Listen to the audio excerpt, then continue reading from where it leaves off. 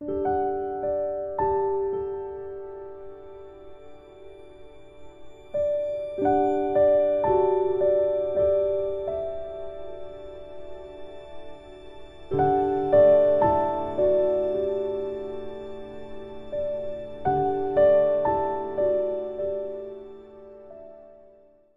itu menampilkan dirinya, dia apa mereka yang dua kok, nafsu dengan setan itu kerjasama.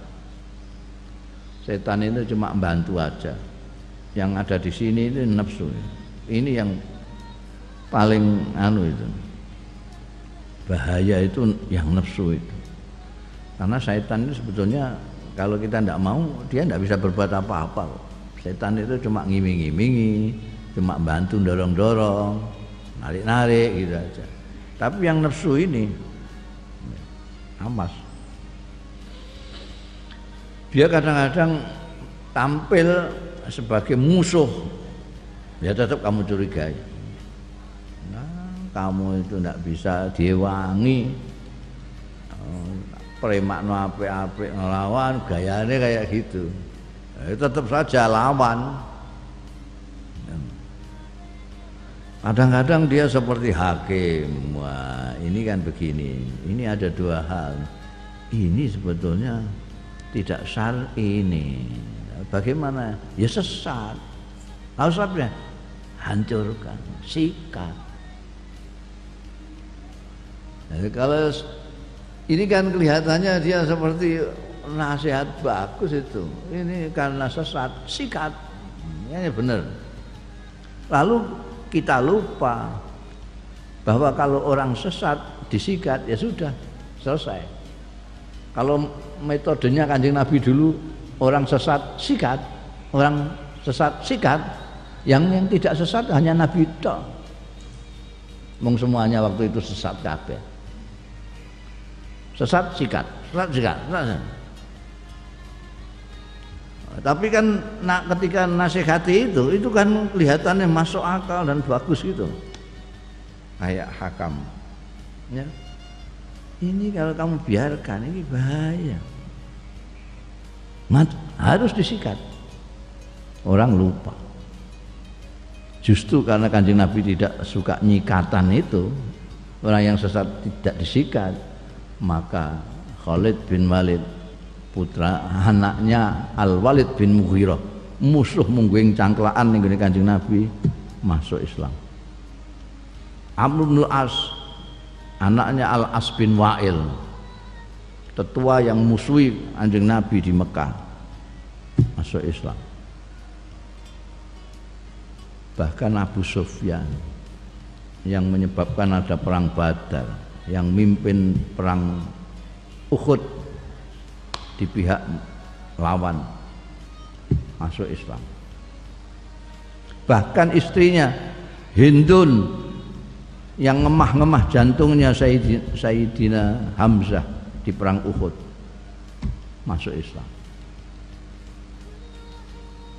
Ikrimah tidak kurang dari anaknya Abu Jahal, masuk Islam. Kenapa? Karena Kanjeng Nabi tidak main sikat. Ketika diminta untuk ndonga supaya mereka disikat mbek Gusti Allah, Kanjeng Nabi dawuh, buistu daian lalaanan. Saya diutus bukan untuk nyikat, saya diutus untuk mengajak. Orang yang sesat ya kita beritahu, kita ajak supaya dia selamat, bukan kita sikat. Ono wong arep ning Jakarta kok morongitan, ketemu kowe mbok tempilingi, ya tambah ora tekan dinti dekne. Mestinya kamu nasihati, kamu salah arah gitu. Pokoknya dia itu tampil sebagai musuh, tampil sebagai juri, sebagai hakim, kamu harus curigai kalau itu nafsu atau setan. Lho bar ngono iku kok mangkleh neh dawuh astagfirullahaladzim. Setelah nasihat ya, dari tadi itu ngomong tentang diri beliau sendiri yang jatuh cinta, yang rindu, kemudian balik nasihati kita Nasihat kita eling neh nih gini badan beliau sendiri, terus astagfirullah min qaulin bila amalin. Beliau terus istighfar, kok ngandani orang, dia sendiri tidak ngopeni awake dhewe.